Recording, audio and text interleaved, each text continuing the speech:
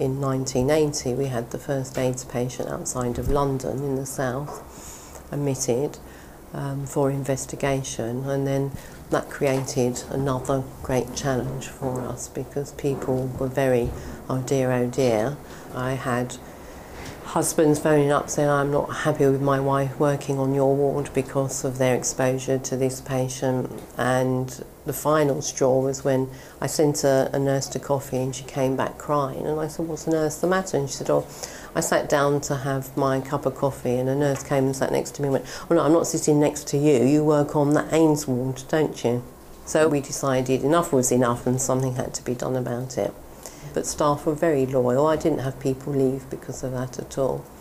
And we used to stand up against it because GPs would send patients in and the ambulance men would deliver the patient to the front door because they could come up the little lane at the side of the hospital. And they would be covered in these white suits and masks and gloves and everything. And we used to say, stand there in principle with just our uniforms on.